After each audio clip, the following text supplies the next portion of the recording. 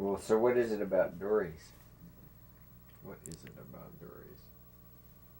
Well, the dories just feel different. They rock around when you step on them. They're like, you don't have to blow them up. They just feel different. They're wood, and you know that they're like rowing an eggshell down the river that they could, slide, you even pull in wrong, and you can be sinking, and that adds that element. But it isn't that. It's how they feel in the white water, and even in the flat water. You're just floating on a boat. You're not on a raft. Rafts are cool. Rafts are ruined. I like rowing rafts. After I've been rowing dories for a while, sometimes it's nice to get on a raft and you can pull in any way you want, or oops, if you went over a rock, glad I wasn't in a dory, but there's nothing like them. It's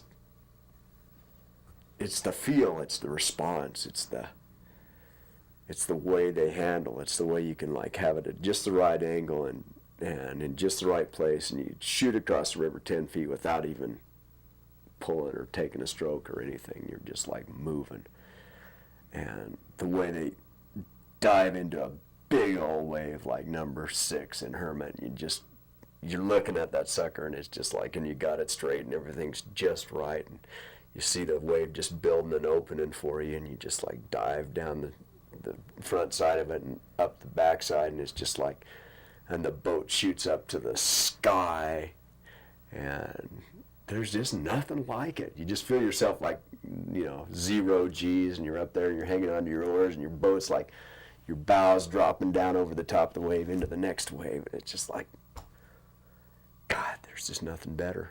No feeling. And a raft, you kind of into it and over.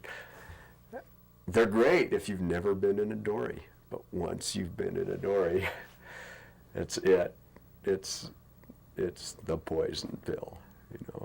You're finished, you're through. Nothing will ever be quite as much fun as rowing one of those dories. I've been trying to explain that to Gail. He doesn't get it yet, but one of these days I'll encounter him. You haven't been in a dory yet? No. Oh man, we'll have to take my boat down for a training run. As soon as I get it built. I got to do that and a boat for Denise this winter. I don't know how I'm going to do it. Well, holler. Get me in there. Let's do some marathon days. Let's just do some, glassing or whatever they have. I'd love to help you. I really would. Well, how do you think it is for the people to ride in them? It's the same way. It's really wild riding in a dory. I don't know. I think it's definitely more fun to row them. I like riding in the back. That's a great ride, especially if you're on the back seat, because you just get this incredible, it's like the old hatch rigs, only times 10 million. The feeling of the slingshot and being on the super roller coaster ride. Yeah, you're clearing the wave, and it's even more than standing there in the middle. But yeah, riding out is fun. And in the front, it's, wow, you're just face into the water. And with a dory, it's different. Even a rowing raft. In a motor rig, you're way up there, and you kind of feel like you're a little bit further away from the experience. You're insulated a little bit from the river. And, the motor rig's just it's going to deal with it. You're not going to have to move real quick. You're not going to have to dive into that high side, or you're upside down. Or you're not going to have to deal with being upside down. You're probably not going to flip. In a raft, it's even that same way. They're so stable. They're twice as stable as a dory. I think a dory is as stable as a raft if you hit it straight, maybe more so if you hit something straight. But in a raft, you can hit something a little off, which is when you get in trouble anytime. You hit it a little bit off, and in a dory, if you're a little bit off, you better be doing the right thing. And the right thing is not necessarily hit it straight or hang on or anything else. It's high side. And you better hope all your people are doing it too, or you're upside down. And that's, it's that element of yeah, this is this is real life, and we could be swimming. And you know, once you've done it, then you really realize, yeah, this is, and it's easy to flip. It's really easy. You know, I went for like 3 years without flipping when I first started rowing dories, and I was thinking, oh, man, this is pretty easy. You know, these boats, I mean, you can tell they're tippy and stuff, but if you're right on, you know, the high side's just right. But you know, sooner or later you don't, and you go over and you just go, whoa, this is pretty serious. I'm upside down. What now? You know, and even that's okay as long as you don't trash your boat. Although it's often the case. I think I've flipped how many times? 8 now, and of those 8, I've hurt my boat more than all but about 3 times. You've had to do some work when you get home. But that's just, yeah, the feeling of a golden trip in a dory after you've, you know, and it doesn't matter how many you've done. It never will matter how many trips, you know, that you've done. You do a golden trip and it feels just as good as the last time you had one. And you want to go have another one. That's the poison pill right there. And the only way to really know it is to do it. It'd be the best thing if every boatman down there, every boatman that's really a true boatman that loves the Grand Canyon, motor boatman especially, could at least once, and well, of course you can't do it once, but could row a dory, you know, through the Grand Canyon. I think everybody kind of feels that way. I know when I was running those motor rigs, that's what I wanted to do. As soon as I saw those dories, I mean, I saw Martin in '69 when he did his Major Powell trip. It was a scream. You know, Martin Litton standing there with his arm tucked into his pants. Don't know what he was doing with his hand. But Into his pants? yeah, he had this coat on, you know, and an empty sleeve, you know, and newspaper down the side of the sleeve to make it look like he had half an arm like Major Powell, and he was playing Major Powell, and it was pretty hokey. All the boats had these 10 names, each of Powell's boats, and dories really didn't look much like Powell's boats, you know, in actuality, looking back on it. And they went through and did this Powell Centennial trip. See, '69 was the 100 years after Major Powell, and that was my first year. And so I was running for Hatch, did a lot of trips that year. And there were 2 competing wooden boat companies doing a Powell sort of centennial trip.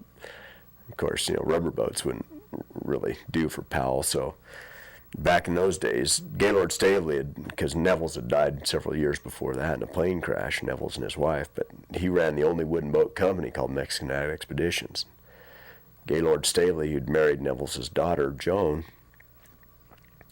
was running Mexican Expeditions and not really digging it too much. He never really, as far as I could tell, enjoyed rowing wooden boats. Some people get intimidated by them, and I've never run one of those old cataract boats that Neville's ran. But anyway, he was not really into them, and he was more of a businessman than old Martin. So his idea, and not very long after that centennial trip, he put it into effect, was to, you know, take his company or Norm's company and turn it into a real business and run motor trips down through there, and that's what they're doing now as Canyoneers. It happened in the early '70s, before '73. But they were doing a trip, and so was Martin Litton. Got to see both of them going through there. And of course, Martin was kind of supported. Martin at that time worked for the L.A. Times, I think it was, and Sunset. And so he had support for the trip, and Gaylord was a little bit, never did, I don't think, quite forgive Martin for that, because he felt like he was the wooden boat company. Martin had privately done a few trips through there, but he wasn't even a company in '69. He started in '71 as a company. But he did the centennial trip that got all the press. And Gaylord's trip, you know, got coverage by a few, like little local papers. Maybe the Phoenix paper covered it, and maybe the Sun, Flagstaff Sun covered it. When and how did Martin decide to name the boats? Well, as before I came there, he was like, Martin Litton was a board of director on the Sierra Club, and he was pretty instrumental in keeping the dams out of the Grand Canyon. He was always into fighting still is into fighting the environmental battles and the sequoias and stuff. And I don't know how he came about it, but it was a darn good idea to name the boats after places that man had pretty much done a number on, at least for our lifetimes. What are some of those names?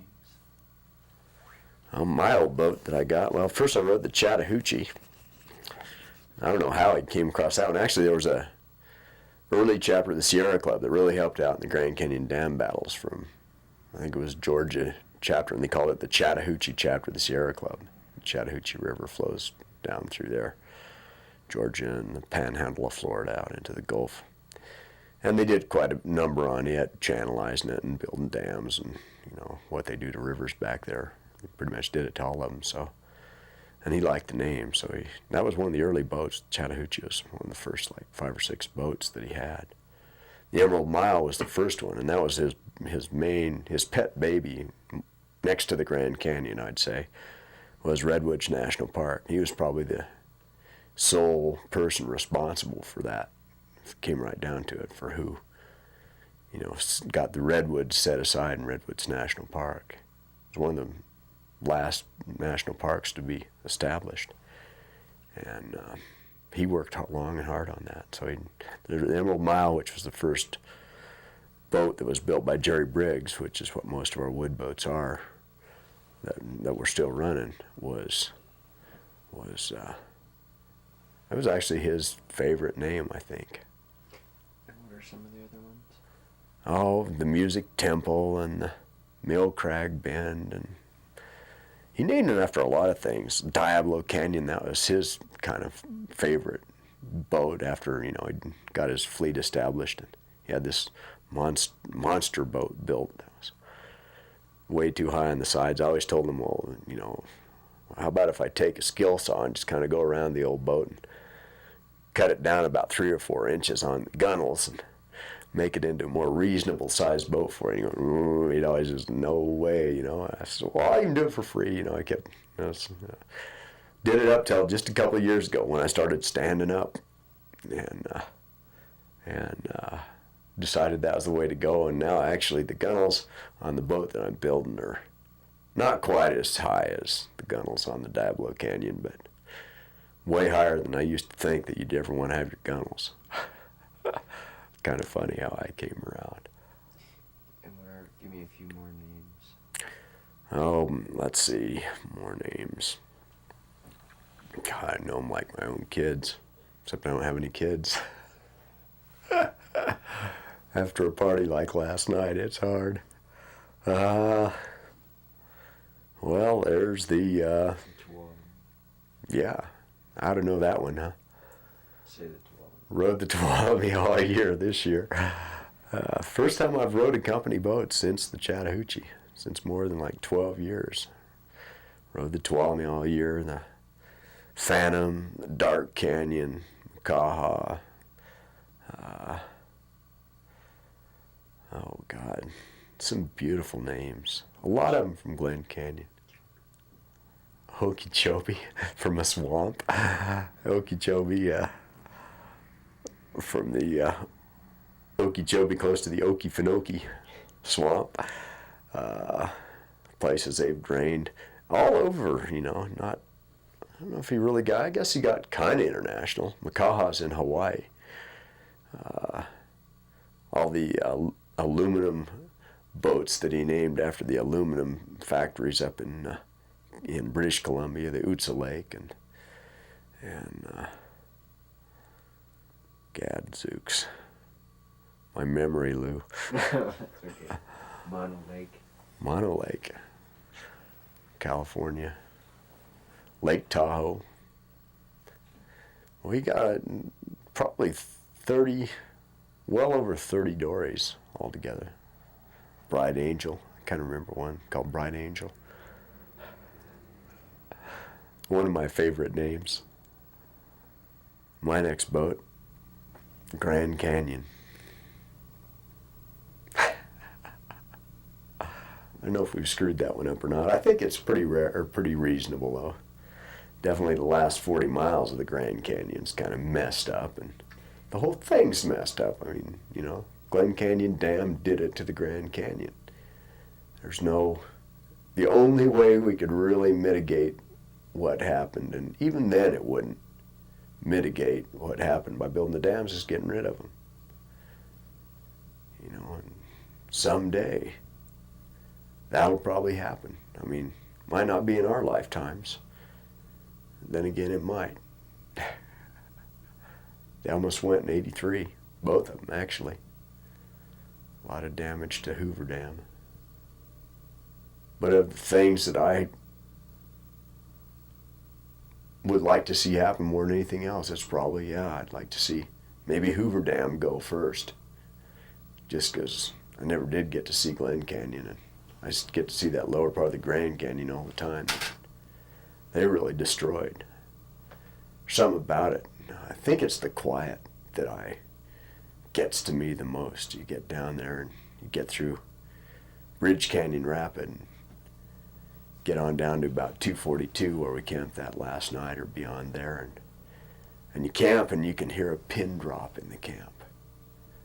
And it's like they've sort of just snuffed out the life of the canyon. You know, everything is just sort of in a coma. It's not really dead, but it's not even breathing on its own, and it needs the river to be back, and it needs to be making that river sound. That river sound is just, that's what it takes. It's hard to even sleep down there.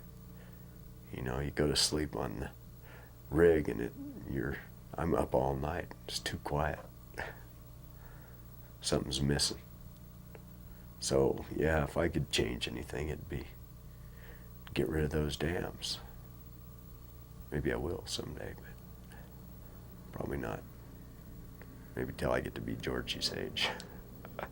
See if I can do something about it. I pray about it a lot. Well, it'll happen over time, now, won't it? Over time, yeah, in just a fraction. I mean, since the Grand Canyon's been as deep as it is now, which is probably 30, 40 million years, which is, if you put it all into the space of a year, a few days, then the Grand Canyon's been dammed up with the lake. One lake, a million years ago, was like more than twice the size of Hoover and Glen and Lake Fowl put together. And it didn't last more than maybe 10, 15,000 years, which is nothing. It's a long time to us. Because, you know, our perspective in that year is about a half a second if we live to be as old as old Georgie. And doing pretty good if you get that far. So, you know. Grand Canyon. Okay, we should stop. We're gonna have to stop if we're gonna get there and get this done.